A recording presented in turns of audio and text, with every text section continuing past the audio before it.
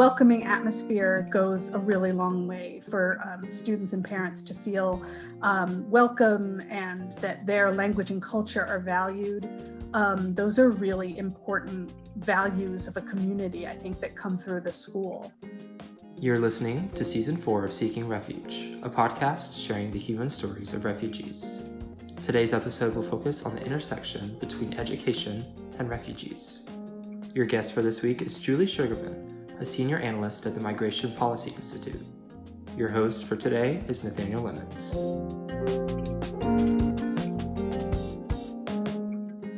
Before we begin our guest interview for this episode, it's critical that we understand the severity of today's issue. The UNHCR reports that 4 out of nearly 7.5 million school-aged refugees are currently not receiving any form of formal education.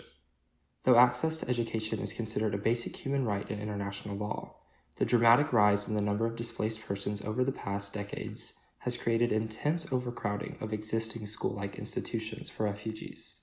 Additionally, discriminatory government actions in places like Bangladesh and Myanmar, or the Middle East, can restrict aid groups from providing support to locally grown education efforts. For refugees who eventually return to their country of origin or settle permanently in neighboring countries, extended lack of education can lead to anything from lower income as an adult and poorer overall health, to increased vulnerability to child labor, sexual exploitation, and forced participation in militant groups. For refugees who are resettled across the world in more stable countries, the path to becoming educated isn't necessarily any easier.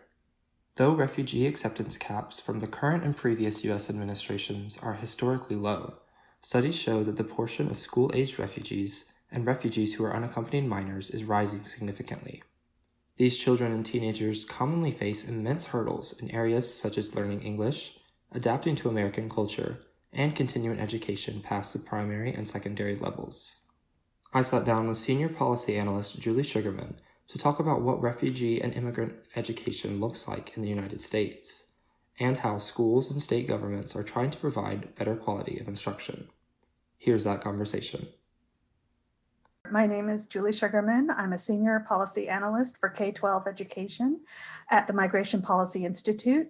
Within MPI, we have the National Center for Immigrant Integration Policy, and our center works on education and language access and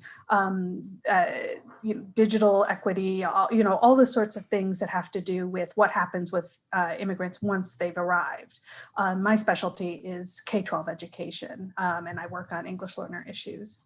Okay, awesome. That's perfect for what we're talking about today. Could you just describe how you got to this role? What led you to want to study K-12 education for immigrants?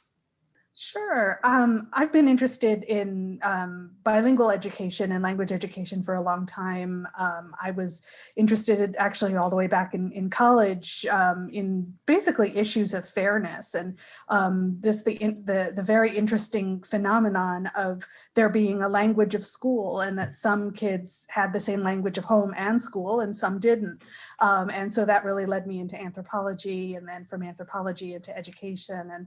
And before I came to MPI, I worked at the Center for Applied Linguistics for 15 years. And I did a lot of work on bilingual education and dual language education programs, and also on program evaluation of a number of different kinds of programs for English learners. So that was a really good grounding for going into the policy world and thinking about how, at a slightly higher elevation of, how all of the policies that states and the federal government set affect students locally.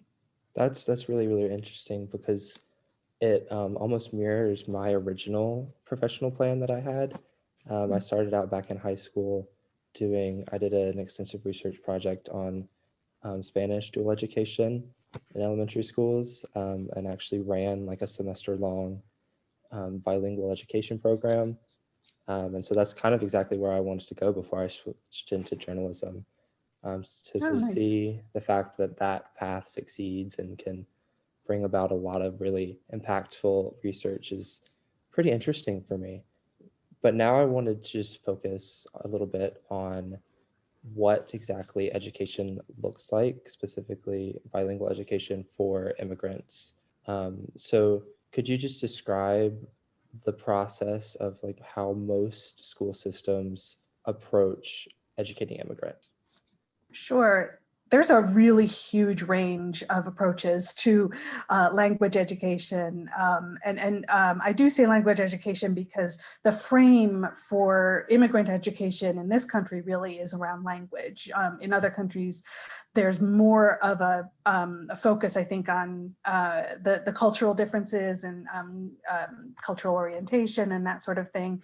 And we do that to an extent here, but it really is about language education, because that's how students are actually identified, is not by their ethnic origin or their national origin, but by the fact that they qualify as language learners. So all schools identify English language learners when they come into a new district. Their parents fill out a form saying what languages they speak at home, and if it's a language other than English, the kid will take a test to see how good their English is. And if they score at a certain level, they're identified as an English learner. And then from there, there's a huge range of approaches. It could be bilingual education, where the child learns in their native language and English. It could be an English-only approach, where for some, especially when kids arrive a little bit later on in high school or middle school, they might have a newcomer program where all of the newcomers are grouped together and learn in a class that is tailored to their needs, depending on grade level and the philosophy of the district and various other factors. With all of those varying factors and just different approaches, what are some of the common challenges that refugee and immigrant children see when adjusting to these new systems? I think the biggest challenge is just not knowing the language. This is really what we hear from adult refugees, is that the biggest challenges for them, is not speaking the language, and they wish they got more language when they're overseas and waiting to come to the US. And I think it's really the same for the kids. Kids do tend to pick up social language pretty quickly, but it can be a really, really long haul to pick up the academic language. And then, of course, some kids who come have been in school before, have been in Western style schools, or schools that have similar norms to American schools. I wouldn't even say Western, because the different Western countries, of course, are very different. But others have maybe not ever been in school and don't really know the norms. And there's a lot of things that it's hard for us to think about what those norms are, because they're so ingrained in our lives. So things that can come as a great surprise are sometimes things that we don't think to tell them about, and maybe they don't even know quite what questions to ask. So those cultural differences can be really jarring for some of the students who come. Absolutely. I could see, especially given how many migrants spend a majority of their childhood in refugee camps now, mm-hmm. I could see mm-hmm. especially where that would be an issue. So just to kind of elaborate on that and the focus of just really adjusting these kids to the norms, is there any sort of different way that we approach the hard education and that cultural readjustment? I know you mentioned other countries sort of do that more. I think it happens on a local level. I think teachers are very attuned to these cultural differences, are very concerned about making sure that students are finding out about what, learning the cultural norms they need to know. It's just more that that's not sort of the general frame in the US as much as it is elsewhere. So, schools tend to develop their own programs, and it's very, sort of a localized thing, as opposed to sort of having a national approach to cultural orientation. So I think, most schools that I'm familiar with address this in the orientation period, when a student is enrolls in a school. There's maybe a handbook that they go through with the student to talk about the different things, lunch and guidance counseling and course selection and all of those things. You were mentioning that it's a local decision. So do you just kind of have a couple of examples of places that are doing this really, really well, or maybe places that are struggling to keep up with the demands? I know I've done a lot of research for other episodes about how traditional areas such as like California, Texas, may have like stronger systems for refugee education and migrant education, but we're seeing new areas like Michigan, sort of like the Mid-South are gaining more immigrants. So how are these different areas keeping up and adjusting? Yeah, this is a really important question because I think that there are challenges in places that have been impacted for a long time, but also, and then maybe different challenges for places that are newer to working with immigrants and refugees, really. In the places that have been receiving students for a long time, Los Angeles and the Bay Area, New York, it still can be really challenging, especially with unaccompanied minors who come from Central America, and you might get a really large number of them coming basically unexpected and needing to, find and hire a couple more teachers and find space and all of those things. And so it's really sort of problems of scale. And finding enough qualified teachers, even in a place like New York or LA can be really challenging. But you're right that the newer destinations are ones where, they haven't had a long history of working with immigrants and refugees. They might need to be sort of starting from an earlier place with their development of programs, with their professional development for teachers and helping teachers understand the laws and the, best practices for these students. So it's, can be a very big challenge for them to think about, how all of these new systems fit in with their old systems, to buy new curricula that are really more appropriate for English learners. So there really are quite a lot of moving pieces when they develop a new program for English learners. Yeah, and I'm sure COVID has significantly impacted this. Have you done any research on just how this is maybe making it more difficult for immigrants to become adjusted? Yeah, COVID has been an incredible challenge, and something that a lot of us have noted over the last year is that it hasn't really, it's not really new problems. It's really that it's magnified old problems. The fact that a lot of our English learners, English learning refugee immigrants populations overlap a lot with poor populations, and so there's the problems that all of our poor populations or students in poverty are feeling in terms of not having access to computers and difficulties, older students having to work and not having time for school. But there's also a lot of sort of unique problems with communication. This was especially something at the beginning of the pandemic that we saw, that there was a real breakdown in communication between schools and immigrant families. And, you can understand, especially in a district that has, 50 or 100 languages to translate into, and they want to get a message out really quickly. You can see why they might just put it out in English and try to figure everybody else out later. But that really caused a lot of problems when immigrant families were not getting information. And in those cases, community-based organizations really stepped up and provided a lot of translation services and helped direct people to different new ways of translating and using the language line, using automated systems to help with translation. So the language access issue for parents has been a real challenge. And I think the other big challenge with COVID is that a lot of the computer-based resources that teachers were using are really not appropriate for English learners.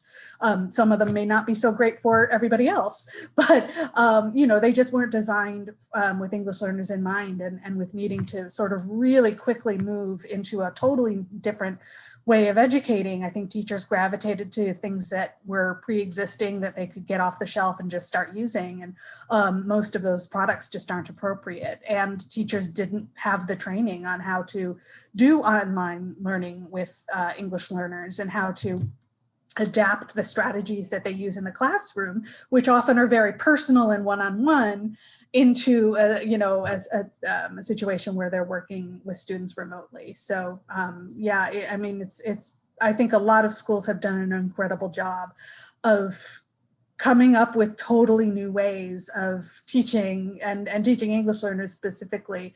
But yeah, it's been a really, really hard process. And I'm sure there's still areas where it's just not adequate at all.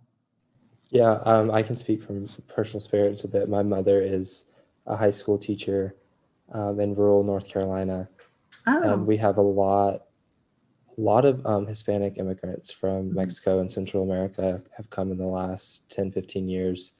And I know she really struggled, the whole school really struggled with trying to inform parents and contact individuals, make sure everybody was understanding like the expectations for the COVID semester. And so, yeah, I can really see how it wasn't really sort of new problems necessarily, but an exacerbation and complication of communication issues that already existed. And one really interesting point that you touched upon at the beginning of that answer, I think, was helping teachers understand like laws and expectations for them in terms of educating English learners. So could you just kind of give an overview? Do a lot of teachers know like what's expected of them on a broader basis? How is that communication between local, national, and state guidelines? What does that look like? Yeah, I think this is another area where some states with longer histories really do have a more systematized way of helping new teachers understand these laws, and a lot of states are really still struggling with it. That's not to say that New York and California always get it right either, but the main things for teachers and other staff who work in schools to understand, first is the right of students to attend, and this really applies less to the refugee population, who have status, legal status in this country, but the unauthorized population, or students who are citizens but whose parents are unauthorized. And there really is a lot of misconceptions about the right of students to attend, and more importantly, the specific guidelines around not asking students about their immigration status, and things that the Department of Education has laid out in terms of you're not allowed to require a social security number, you're not allowed to ask about parents or kids' citizenship status, or ask for their visas, or ask about how long, you can ask about, basic issues of where the child was born, some of those things. Yeah, it's, and a lot of that really goes to the front office staff, the people, it's teachers may know this, but the front office staff may not be as up on the issues, and a student may come in and they may say, oh, are you a citizen? Oh, I don't think you can come to this school. And then, that's really discouraging, and they go away and they never come back. So having an entire school really understand the laws and the requirements and the importance of a welcoming atmosphere is really critical. And then once students are enrolled, there are also laws and guidelines around access to the curriculum. And students are, due to civil rights laws, students are required to be given access to, the English learners are required to be given access to the same learning as their peers. So you can't give a lesser education to English learners than to other students. And what exactly that looks like differs. So I looked into a little bit the fact that there are unique challenges for young children when they come, as opposed to maybe like teenagers, and just how the environment that they were raised in before they came to the US can impact how they experience the US. So did you have any insights on that, and just sort of how policymakers are approaching that issue? I think for younger students, kids who arrive in the elementary school years, they really pick up very quickly on US norms, and sometimes the issue there can be with relationships with their parents, because their parents continue to expect certain behaviors and norms and values, and the kids are really very much influenced by the way that their peers think. So, well, I mean, really that can happen with older kids too. They also come in and learn, you know, what it's like to be a teenager here, and start acting in like, you know, American teenagers, and sometimes their parents can be very shocked by that. Yeah, there's, I think there is a push and pull, and I think there is a concerted effort with people that are working with refugees to help refugee parents understand those differences. I think that one of the biggest challenges for districts and schools is working with older refugee students and older immigrants who come in at the high school level, but are not at the high school level in their native language. And so those schools need to think about how they're going to bring those students up to speed in all of the basic skills of literacy and math, and you know, the things that other students, you know, learned in elementary and middle school, and also to be pushing them along on a pathway towards college and career, because those students don't have a lot of time in the K-12 system. Eventually they will age out, and they will be having to go into workplaces, into the community college system. And so that's been a really big challenge for high schools to think about how to create a curriculum, create a pathway for older newcomer students, and especially those who come in with limited or interrupted schooling in their native language. Absolutely. And then one sort of like final direction I wanted to shift into is what this effort to improve migrant and immigrant refugee education looks like on an institutional level. So how are sort of government actors informed about this, curriculum developers? What did their issues look like in terms of developing this curriculum? So it's very interesting to see the interplay between federal and state when it comes to education, because education is really a state issue. And so most of the key policies are set at the state level, but they are often influenced by the overarching federal guidelines. So for example, the civil rights laws that require access to the same education for English learners as for other students. So the federal government is really concerned mostly with equity, with ensuring access and civil rights, with some additional funding for various student groups that are traditionally underserved. But then really all of that goes sort of to the state and then to the districts, and is enacted on a local level. States are variable in terms of how much they, how specifically they lay out exactly what schools should do in terms of the curriculum. Usually states just set standards, which are, you know, the things that students should be able to do in each grade, and then localities will develop curricula in order to meet those standards. But there are some states that have a little bit of a heavier hand in terms of providing curriculum materials and approving particular textbooks, or you know, saying what kinds of things need to be taught in accordance with the standards. So that really varies. I think another thing that that legislatures and state education agencies are really concerned with is teacher preparation. States set the rules for what teachers need to know in order to get certification, and what kinds of alternative certifications exist, what alternative routes teachers can take.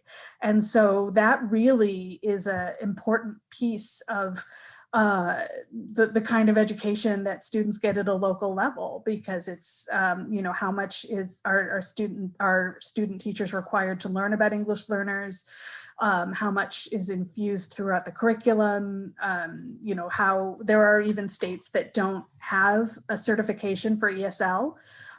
So, you know, there's a really wide range of approaches in terms of curriculum, and well, in terms of teacher preparation, and then in terms of what kinds of teacher certifications are required to work with English learners. So all of those policies are really critical to the quality of education for English learners. And so based on your research and just what you've seen throughout your career, what is the ideal sort of structure and approach to making sure that migrants and refugees feel accommodated in their schools and actually succeed in their studies? Well, we know that really well implemented bilingual dual language programs are more successful in helping students develop high levels of English, of academic achievement than English-only programs. But they're difficult to implement. They require very specialized teacher training, which isn't something that every district can take on. And of course, you need the right population. You need a group of students that all speak the same language. So it's not going to be an approach that we can take everywhere, but we can do things to really encourage students to maintain their native language at home, to draw on their native language resources when they're working in English in the classroom. I think a welcoming atmosphere goes a really long way for students and parents to feel welcome and that their language and culture are valued. Those are really important values of a community, I think, that come through the school. I think we also really need to maintain a focus on equity and looking at outcomes for students because, despite all of these years of knowing what the best practices are, it's clear that a lot of schools still aren't implementing them because students are just not developing English at the rate that we expect, which is, most students can exit out of a program after 5 to 7 years, obviously if they've come early enough to still be in school. So yeah, I think we need to really pay attention to good indicators like the English language proficiency indicators that we have now through federal accountability standards, looking at how quickly students are making progress. Again, speed isn't the only thing, but if students are staying in English learner programs for 8, 10, even their entire 13-year career in K-12, that's really a problem. We want to look at what's happening in schools that they're not getting students up to the level of English that they need. So yeah, there's really a lot of challenges, but I think there's just been a really terrific focus on English learner issues over the past few years, and it's really become a lot more of a priority in more places than just the traditional school districts that have served these students for a long time. Absolutely. And then just one last question. With all of these challenges and changes and new programs, what do you see as the future of refugee education, especially given that more individuals might start coming, more areas in the world might start experiencing things that will send people our way? Just sort of what is the next step? I mean, the trend has certainly been for immigrants to be spreading out into more communities, into the suburban areas, as opposed to inner cities and into new states. And I think that this really goes to the idea that all of our teachers need to be prepared to teach these students. And I think there's been a movement to think about it that way, that it's not that, these kids are the ESL teachers' problem, but they belong to all of the teachers and the staff in the school. And I think that there's been a lot of schools that have been working really hard to instill that sense in their staff and also to help their staff understand their role. Obviously there's still going to be a role for an English learner specialist, but that person may be more of a mentor or a coach to other teachers as opposed to being the person that provides the direct instruction, because we just really need all of our teachers to understand how to work with English learner students and to provide language education and access to academic instruction, because we just couldn't possibly do it with just English learner specialists. As Dr. Sugarman just explained, refugee and immigrant education is a complicated issue, even in places like the United States, where we have a very established education system. For places that are currently experiencing major conflict, this can be an even bigger problem. Low levels of education can lead to cycles of poverty and even prevent entire people groups from succeeding on community and international scales. As with all of the concepts we are discussing this season, refugee education also has an impact on all other areas of a refugee's life. The UNHCR website features many other articles about this topic if you'd like to learn more. If you liked this episode, be sure to subscribe, rate, and review us in the comments below. If you'd like to get in touch with us, email us at seekingrefugepodcast@gmail.com. Follow us at Refugee Podcast on Instagram, Twitter, and Facebook for all the updates on our show. As always, thank you so much for listening, and we'll see you in the next episode.